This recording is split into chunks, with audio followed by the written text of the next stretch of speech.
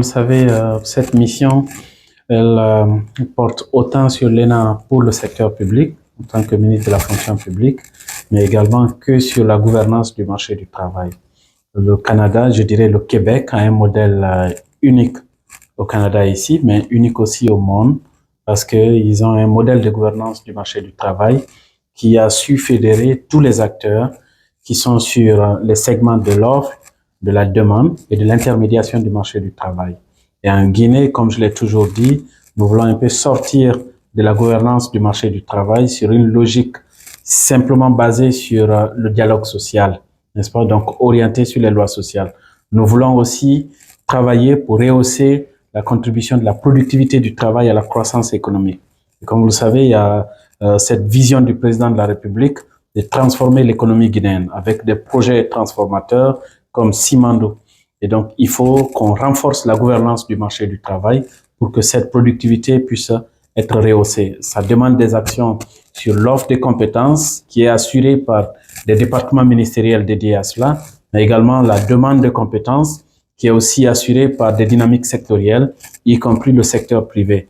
Nous avons donc eu des échanges qui nous ont permis d'avoir des outils, qui nous ont permis d'avoir des modèles de référence en termes de stratégie de financement, en termes de stratégie de renforcement des dispositifs d'adéquation entre les besoins de compétences et l'offre de compétences, assurés encore une fois de plus par principalement le secteur éducatif et d'autres mécanismes de formation.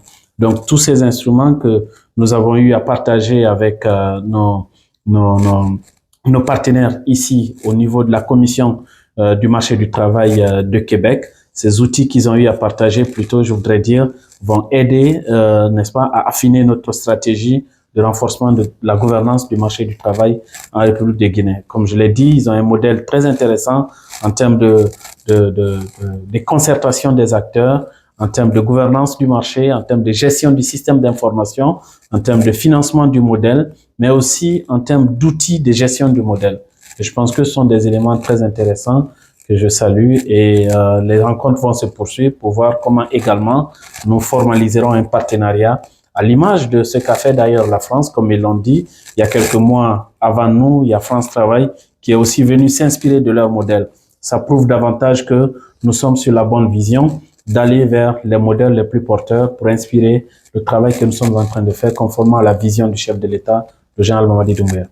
Nous sommes en train de discuter sur, n'est-ce pas, la mobilisation d'un modèle qui nous permettra d'intégrer l'intelligence artificielle aujourd'hui dans la gestion des ressources humaines de l'État. Nous avons une base de données de plus de 100 000 agents publics payés par le contribuable. Il faut qu'on révolutionne les outils de gestion. Avec la volonté du chef de l'État, le général Mamadi Doumbouya, nous avons aujourd'hui une base de données biométriques qui a permis de recenser tous les agents payés.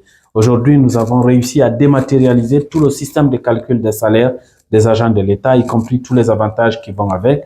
Aujourd'hui, les fonctionnaires reçoivent des SMS, ils reçoivent leurs bulletins par un système de push, mais nous voulons aller au-delà de ça. Nous voulons poursuivre le système de gestion par l'intégration de l'intelligence artificielle. Comme vous le savez, au quotidien, nous sommes confrontés aux enjeux d'absentéisme, aux enjeux encore, n'est-ce pas, de désertion non contrôlés par nos chefs de division des ressources humaines dans les différents départements utilisateurs.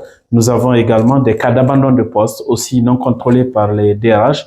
Nous voulons travailler pour faire en sorte qu'on saisisse les avantages de la transformation numérique et de l'intelligence artificielle pour révolutionner ce système de gestion. Et nous pensons que dans les prochains mois, nous travaillerons pour concrétiser cette vision.